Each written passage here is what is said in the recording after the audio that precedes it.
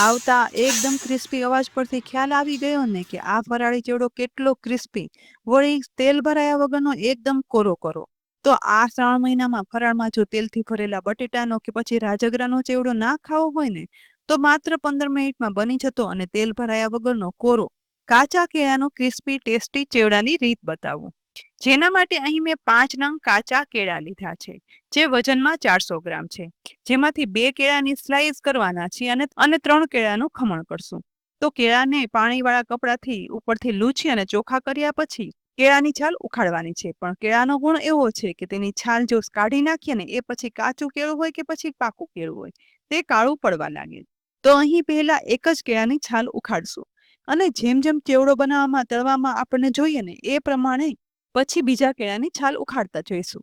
તો પહેલા એક કેળાની છાલ ઉખાડ્યા પછી ગેસની મીડિયમ ફ્લેમ પર ગરમ થતા તેલની અંદર આ સમયે મોટા ખમણ કરવાની ખમણી હાથમાં ડાયરેક્ટ રાખી અને બીજા હાથમાં છાલ ઉખાડેલું કાચું કેળું રાખી અને તેનું ખમણ કરતું જવાનું છે અને આ ડાયરેક્ટ જ ગરમ તેલમાં પાડતું જવાનું, જેથી કેળું છે ને એ જરાય કાળું નહીં પડે અને સાથે સાથે ચેવડો બન્યા પછી કલરમાં એકદમ ઉજળો બનશે.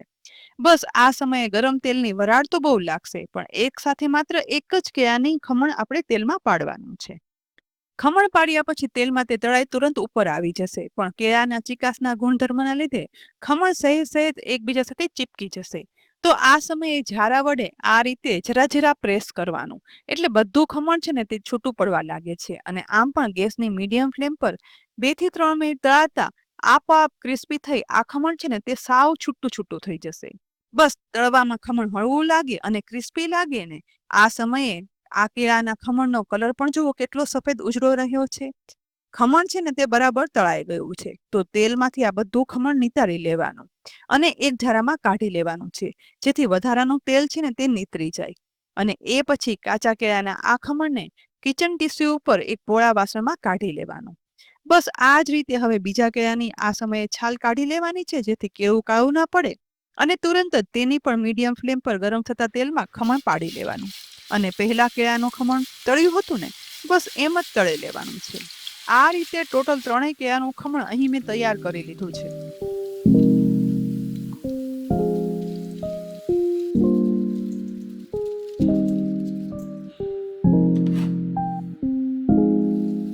હવે બાકી રહેલા 2 કાચા કેળામાંથી ફરી એક કાચા કેળાની છાલ કાઢી લેવાની.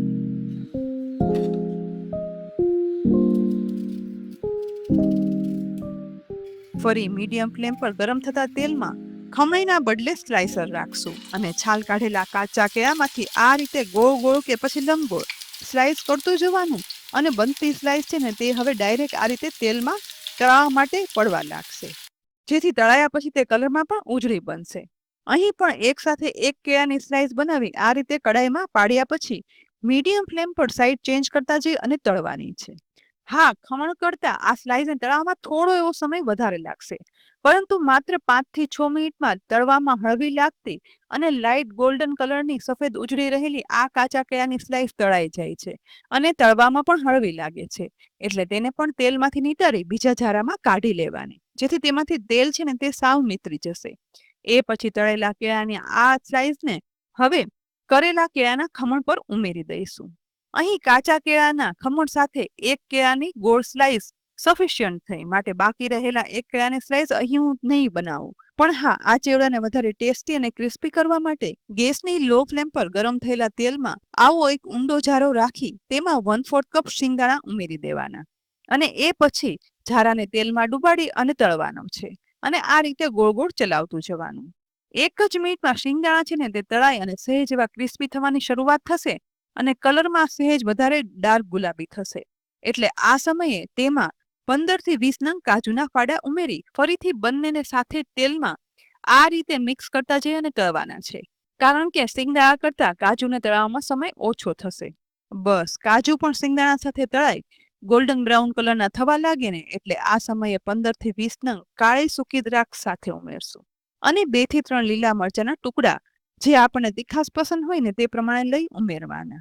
ઝારામાં બધું ઉમેરી આ રીતે ઝારાને તેલમાં ડુબાડી અને તળવાનું છે, જેથી તળાવમાં ઓછો સમય લાગતો કાળી દ્રાક્ષ, લીલા મરચા બધું છે ને તે શિંગદાણા અને કાજુ સાથે તળાઈ જશે અને કાજુ શિંગદાણા એકદમ ક્રિસ્પી સાથે ગોલ્ડન બ્રાઉન કલરના સરસ રહેશે અને કાળી દ્રાક્ષ પણ તળાઈ અને ફૂલવા લાગશે.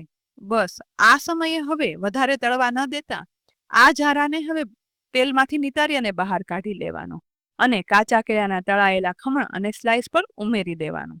હવે બધું તળાઈ જાય ને એટલે વાસણમાં નીચે ફેલાવેલ કિચન ટીશ્યુ છે ને તે કાઢી લેવાનો અને એ પછી બનેલા કેળાના ચેવડાને એકદમ ચટપટો કરવા માટે મસાલામાં 1 ટીસ્પૂન સિંધાલું મીઠું ઉમેરશું, કારણ કે આપણે આ ચેવડો ફરાળમાં ઉપયોગમાં લેવો છે.